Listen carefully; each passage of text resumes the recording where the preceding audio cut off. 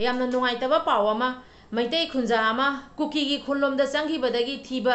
ꯈꯪꯗꯗꯅ ꯍꯧꯖꯤꯛ ꯐꯥꯎꯕ ꯂꯩꯔꯤ ꯍꯥꯏꯔꯤ ꯑꯗꯨꯗꯤ ꯄꯥꯎꯁꯦ ꯇꯥꯃꯤꯟꯅꯔꯁꯤ ꯏꯆꯤꯟꯅꯥꯎ ꯃꯌꯥꯝ ꯑꯗꯨꯒ ꯃꯌꯥꯝ ꯆꯦꯛꯁꯤꯟꯃꯤꯟꯅꯁꯤ ꯍꯥꯏꯕꯁꯦ ꯌꯥꯝꯅ ꯀꯟꯅ ꯏꯆꯤꯟꯅꯥꯎꯁꯤꯡꯅꯁꯨ ꯂꯥꯎꯅ ꯊꯝꯃꯤꯕꯅꯤ ꯑꯗꯨꯅ ꯆꯦꯛꯁꯤꯟꯅ ꯂꯩꯃꯤꯟꯅꯁꯤ ꯄꯥꯎꯁꯦ ꯇꯥꯃꯤꯟꯅꯔꯁꯤ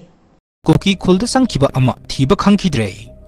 ꯑꯗꯨ ꯍꯦꯟꯗꯣꯛꯂꯒ ꯁꯇꯥꯡ ꯃꯩꯂꯩ ꯍꯥꯏꯅ ꯀꯧꯕ ꯀꯨꯀꯤ ꯈꯨꯜ ꯑꯃ ꯂꯩ ꯃꯍꯥꯛ ꯍꯥꯏꯔꯤꯕ ꯀꯨꯀꯤ ꯈꯨꯜ ꯑꯁꯤꯗ ꯆꯪꯂꯝꯒꯅꯤ ꯍꯥꯏꯅ ꯊꯥꯖꯅꯔꯤ ꯑꯃꯁꯨꯡ ꯏꯃꯨꯡ ꯃꯅꯨꯡꯒꯤ ꯃꯥꯏꯀꯩꯗꯒꯤ ꯇꯦꯛꯇ ꯀꯥꯏꯗꯅ ꯊꯥꯗꯣꯛꯄꯤꯔꯛꯎ ꯍꯥꯏꯅ ꯑꯁꯨꯝꯅ ꯐꯣꯡꯗꯣꯔꯛꯂꯦ इकाई खंगदब cookie सिंगदी ngasisu taksanba lete kangpokpigi lambi sembiu haina सरकार दा मोइना चे थाजलमी सरकार दगी मतेंग पांगबिउ हाइदना अदुदी पावसेना ताथोसेबा मोइदी टेरोरिस्ट की थबक थोंग कुकी सिंगना चथै हैबसे खंगना गवर्नमेंट दा मोइना लोबा जाबा फन से मोइना थादा नबगी तमकता चे थाजनबा लेतेबा अदो पावसेना ताथोमिनसी सिनाव मयम खातरकपा update EPWD Churachandpur division chief engineer PWD Manipur bypass तौरगा सेंटर दा सुरचानपुर टू कांगपोपी लंबी सेमनबा एस्टिमेट थारम ले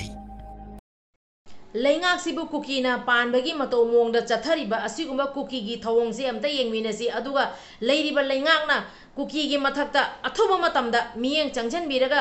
लीगल एक्शन लखोटपे वाफमसे सिमतगा थमजगे मखा तरकपा अपडेट कुकी ताबा मफमसिंगदा पार्मिट सिस्टम चनबा हौख्रे हाइदुना ITLA पास हाइना थाबा रिसिप्ट अमा वायरल चलखरे रिसिप्ट सिदा असुमना फोंदोकले मदुदी ITLA pass defence department ITLA has granted the following permission to enter the Lamka district. Kindly allow to pass haina receipt sida asumna iri. Kuki refugee amasu sire hairiye adudi pause tathosi.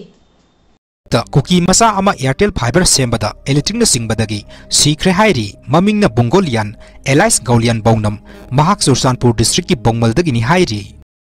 ngarangi RK ichan thoi phaba lami ba mioi ado kanano karino adudi sabsabi khangjadre adubu thodok ado yamna nungai taba thodok amane ba phom si matang thamjage adudi chinaw myam video se mate amatang yengminarasi lorakpado phom khatang thamjage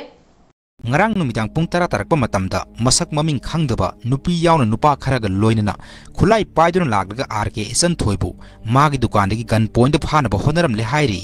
करी मरम गिदमक्ता महापु फानब होनरिबनो हाइबा सबसाना खंगब ngamdri हाइरि पारी मोम channel सिबु येंगबिरिबा मयाम पुनो पोई काय खुमनजरी ngarang aina video thanglaktabagi maramdi manipurdagi hoji hoji ima mayam ama hojai manipuri saita parijat haiba natun bazar da thungduna leire ima mayam na kaurakpadagi aisu ima singdu unaba chacharure hayeng ase ima singdu unabagi video do hapkacharake adugi mamangda ngarang ase RK chan thoibu phaba lami ba mioi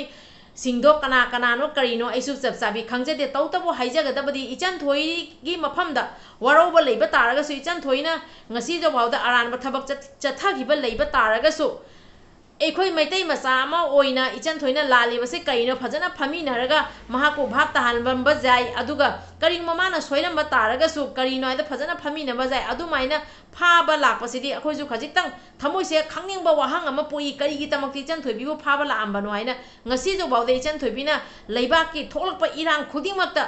मिसम प्रजा अमना लावदब खोलाव से सबसाना इचन थोइना लावरी अदुगी तमक्ते इचन थोइबिबुदुइ हाइनिंगाइ लेतना थागतली अदुगा लोइना लोइना इचन थोइबिना लावखिबा खोलाव कयादा असोय अरान यावखिबा कया लैबा इबुंग इपासिंगना पेंदबा अमसुंग लैरिबा इचिनाव सिंगना पेंदबा कया लैखिबा असोयबा यावखिबा लैरगसु ꯑꯩꯈꯣꯏꯒꯤ ꯃꯩꯇꯩ ꯆꯅꯨ ꯑꯃꯅꯤ ꯃꯩꯇꯩꯒꯤ ꯑꯩꯈꯣꯏ ꯅꯨꯡꯁꯤꯔꯕ ꯏꯅꯥꯎꯅꯨꯄꯤ ꯑꯃꯅꯤ ꯈꯜꯂꯒ ꯐꯝꯃꯤꯟꯅꯔꯒ ꯃꯥꯅ ꯂꯥꯟꯈꯤꯕꯗꯣ अदुगा सोइखिबदो करिनो फजना फमिनरगा हाइनबसे याब्रा हाइना खंजै तौतबु तौरिबसे कनाना तौरिबनो करिगी तौरिबनो इसु सबसाबी खंजदे तौतबु नुंगाइतबा हाइबबु पिइबा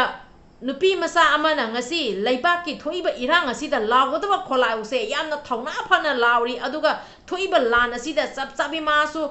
मैतै मसा अमा ओइना मैतै नुपी मसा अमा ओइना पांगदा मतेंगसे सबसाना पांगेबसे मयाम पुनमंगसु खंगमगनी को अदुगा मियोइबना सोइदबा ngamde लांदबा ngamde अदुना इचन थोइना सोइबा लानबा लेरमबा तारगसु फजना फमिनरगा करिनो आइसे खनबा याब्रा हाइना खंजै तौतबु ngarang se इचन थोइबिदा फाबा लांबा इचिनाव सिंगदो कनानो करिनो इसु चपचाबी खंजदे मरम से खजितंग खंगनिंगबदगी अइना वफम से थमजरकपनी अदो इचिनाव मयाम अइना जामना हाइपा साना अइना अहिय सिंग साना हाइजब नते मिचम प्रजा अमा ओइना लाउगदबा खोलाउसी इचन थोइना सब चाना लाउरी अदुगा खोलाउ लाउरीबा असुगुम्बा इचन थोइगुम्बदा नमथानबा होनरागदि खोलाउ लाउबिनबसे कना थोलकने वाफमसे असिगतां हाइजगे अदुगा लोइना लोइना हुजिक हाइजगदबदि हुजिक जिरीदा कुकी सिंगना ड्रोन तौरगा ngarang bhauna landaba lepte asigumba footage kaya ama arki ichan thoigi mobile do yaukhe ba wafam se ichan thoina live thadorakpade myamna su khangamani ko aduga pen daba numaitaba kari leibase ichan thoina lalamba taraga su phami naraga ichan thoiga mana lalibada karino ibung ipasingna pen daba sina karino aise